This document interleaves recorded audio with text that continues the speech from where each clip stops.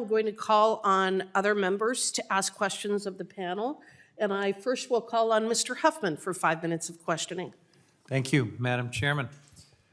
Chairman Wheeler, I would like to talk with you about the Columbia River salmon runs. I represent several tribes back in the north coast of California, similar in some ways to the Nez Perce.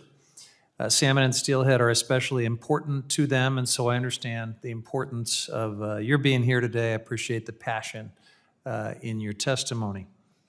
It should come as no surprise to anyone that salmon and steelhead in the Columbia River Basin are in crisis, because the reality is that 13 species of salmon and steelhead in the basin are listed as threatened or endangered under the Endangered Species Act. That sort of speaks volumes to the state of the salmon and steelhead run. These fish are way below historic population levels. For example, Snake River spring and summer Chinook are down 99.3% compared to historic numbers, according to NOAA. So Chair Wheeler, I want to ask if you could give us some perspective on how Columbia River salmon and steelhead are really doing. You heard the chair say that, they're up from some data point in the 1930s, and I was just fiddling on my phone, and then I know that the 1930s were a huge salmon crash. So that's probably not the metric that we want to use for the state of salmon in the Columbia River Basin. How do you think we're doing? Well, I think overall, thank you for the question too. And if I may, Madam Chair, respond to the question.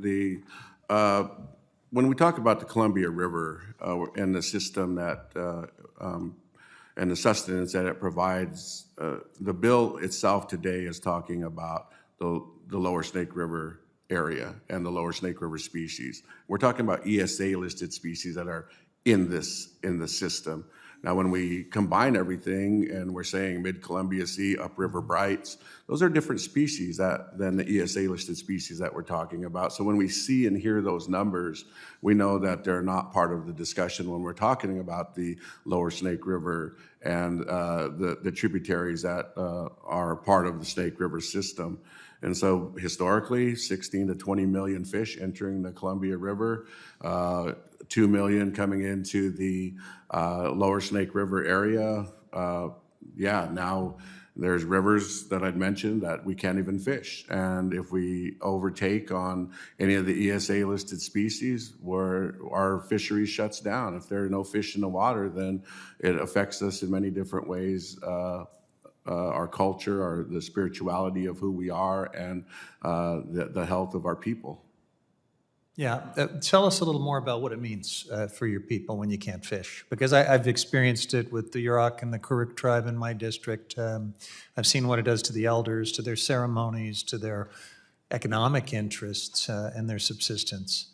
Well, thank you, and Madam Chair, if I may again continue, from the cultural aspect, our language, our songs, our prayers, many of them come from these areas. They're spiritual places. We're in the water. We're in the gravel. We're in the places where there's wild tobacco. We're on hillsides. These are the places where you're teaching your children, and they're experiencing this type of life, this way of life that was promised in our treaty, what was reserved in our treaty. This was something that we call Tamalwit, or the unwritten laws of the land, which we go by, and it's only in these places that we're able to do those things. And with the lack of fish being in those waters, we're unable to experience those that relationship with the land. We're not able to interact the way that we should be and could be. And so, yeah, and this is not even talking in the health sector. The health sector of obesity, diabetes, heart disease, high blood pressure, autoimmune diseases that was more prevalent during COVID and spelled out, and our lifespan. Nez Perce men, average lifespan 62 years old. Women, 2 generations less than all the rest of American women. Mm-hmm. And these are the impacts that are real, that we experience and that we feel on the ground and within our nation. Thank you. And I know you've been on a litigation treadmill for a long time. I want to just ask you my last question, what it's been like to try to use the Endangered Species Act, which is simply meant to stop things from going extinct. And so we're constantly in triage mode when we can't talk about recovering to abundance.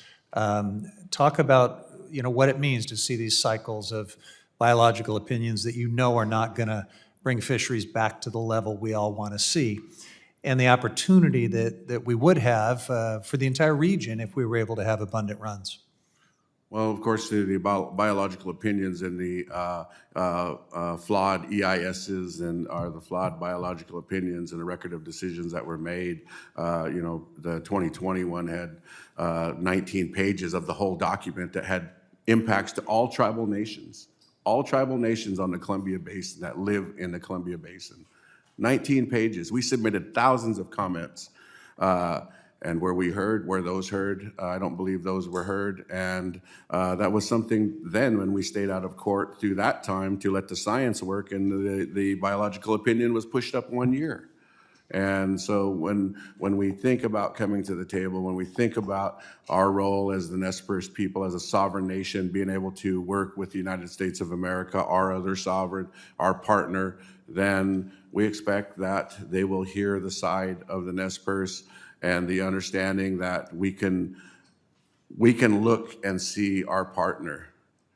And it was mentioned, I heard mentioned the amount of grain that was shipped out, the amount of product that is shipped out. We feel that we are a big part of that by signing the Treaty of 1855 and understanding commerce in the United States of America at the time. Chairman Wheeler, could you please wrap up? Yes, I will, Madam Chair. Thank you. I just wanted to say that by signing the Treaty of 1855, the U.S. helped this republic become what it is today by developing commerce into the Pacific Ocean, into the Asian Pacific Rim, is something great that we feel very good about ourselves and our treaty and the obligation that we have to this country and that this country should have to us. Thank you.